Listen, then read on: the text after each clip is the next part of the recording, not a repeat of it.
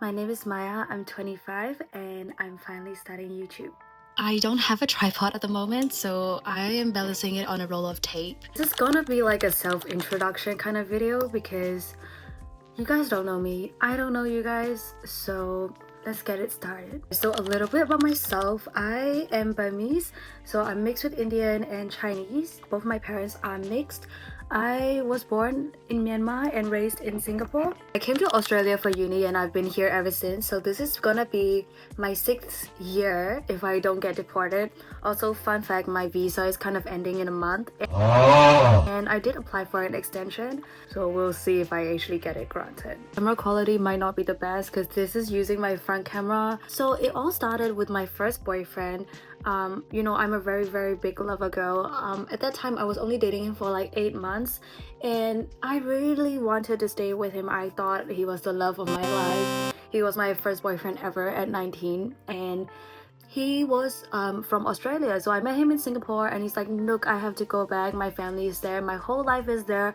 And I convinced my parents like, look, like I really want to study abroad, I want to come to Australia. And after convincing them and getting into my university that I really wanted, they were like, sure, like go ahead, right? Of course, I went to fashion school because I was like, Dad, I want to go to fashion school. And you know what, like studying fashion has been my dream since I was really young. And you know, I'm so surprised that they supported me because looking back, I'd be like, look, like just do this in your free time, like to go study something else, because I don't necessarily think you need a fashion degree to work in fashion, because you can do it with just a portfolio. Get to the dorm and turns out I'm sharing this room with someone else and I was like, what? So we have 2 single beds and in the middle is a cupboard like dividing us, and this girl is one of my closest friends to this day, which I really appreciate. I get to Australia 2 weeks later, guess what? There's a lockdown. It's COVID-19. So I tell my boyfriend at the time like, hey, like he lives in the suburbs, I live in the city, and it's basically, if you're not from Australia, there was a 10-kilometer radius that you can only travel to and from. So we have like a COVID-19 bubble, which was kind of crazy. So if you live outside of the bubble, you can't travel further than 10 kilometers.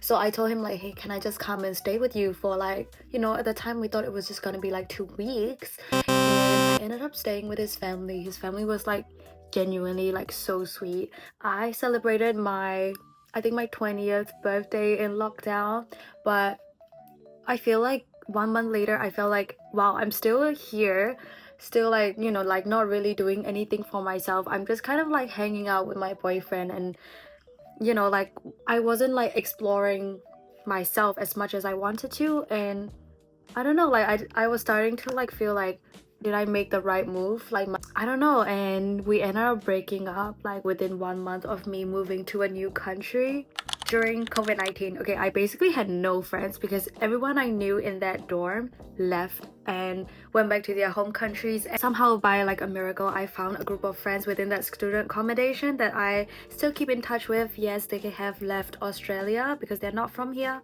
And this was basically the group that I would hang out with throughout COVID. Because that was the only handful of people I know, so there was probably like 5 or 6 of us. Uni life was definitely a lot different even after like COVID, because I feel like maybe because I went to a specialized school, so everyone was kind of just like, okay, let's go to class, do my assignment and go home. Like they don't really like to like hang around after class, except for like this group of like international friends that I made friends with, and we were like kind of like party on Friday and Saturday. So fast forward, I am done with uni and I'm like, I have 2 years left on my graduation visa. So I'm like, what do I do? Okay, so I have 2 years left on my visa. So this was like, I think 2023, 2024. I was like, honestly, like on the job hunt, it was crazy, especially because I chose to do fashion. If you're choosing to do fashion, like honestly, think twice. So I applied to like every single job listing that I found, and I got this job as a fashion buyer assistant admin, actual title. I got the interview and they were like, 1 week later they were like, oh, you got in. And you know what, like honestly, I didn't need my fashion degree to be in that job because it was very much admin work and you didn't really need to be creative. But anyways, I really like the people there, but I did realize that everyone was kind of like getting underpaid. That was my proper like first adult job, and I was like, I think at the time that I joined, I was like the youngest in the office, so like it was pretty intimidating at first, but everyone was super nice. So I needed to like look at other visa options because I was actually trying to stay in the country at that point. So I studied early childhood while I was doing my full-time job. So it was like a full-time online university course, and I had to obviously take leave for my placements. And I did tell them like, hey, like if you are gonna like, I've worked here for almost 2 years, like if you guys can help me sponsor a work visa, I don't have to take leave. But they decided to fire me instead, which I was like, okay, like what can I do? So it's been about like 6 months since I got let go from my big girl job.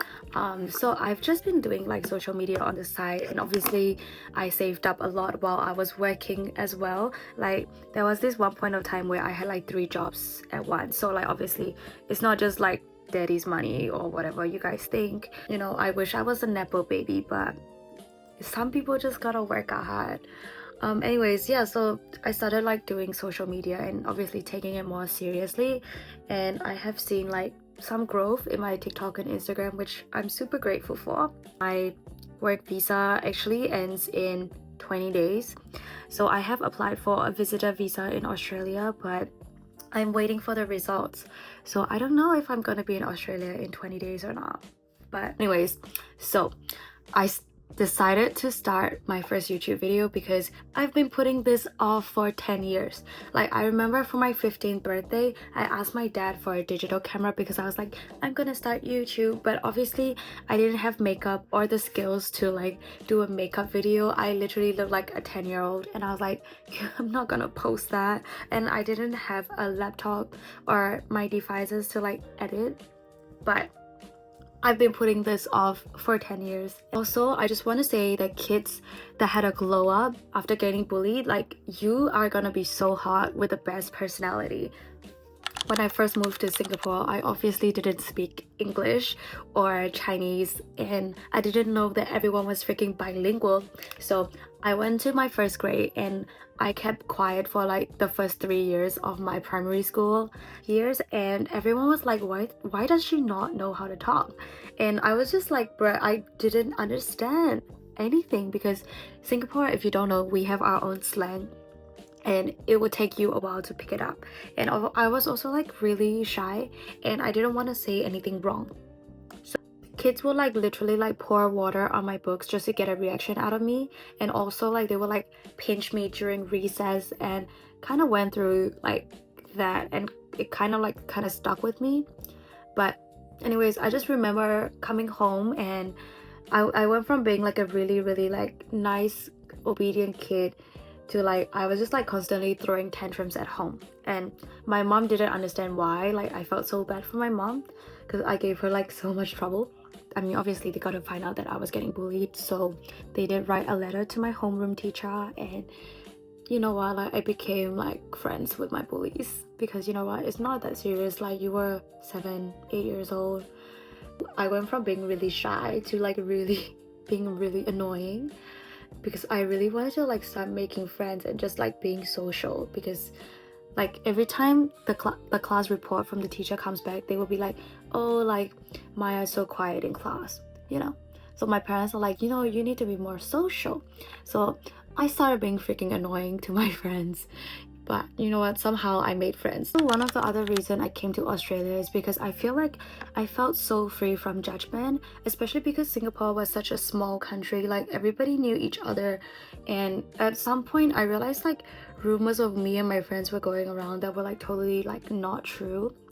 And you know, people just love to like make up rumors for the sake of it, and obviously if you're like 17-18, you're gonna eat it up. I just didn't like that atmosphere, and I feel like coming to a new country definitely gave me so much freedom, and you know, I was able to genuinely be myself in Australia. So my plan right now is to hopefully get my visa granted. I don't know what's gonna happen, but you know what, the last 5-6 years in Australia has been amazing. Also, I definitely feel like YouTube is coming back. I don't know, like you know, I feel like influencers are not really a big thing as they were in COVID. I feel like people that they can relate to. I feel like YouTube is definitely coming back. Let me do my eyeliner and my lashes. Ooh, look at my eyeliner. Also, with my YouTube and stuff, I don't really know which direction it's gonna go. Right now, I do have a lot of time on my hands. So if you guys want to see a day in my life, reaction videos, I will be pumping that out. This is my finished makeup look. Please like, comment, and subscribe, and I will see you guys next week. Bye.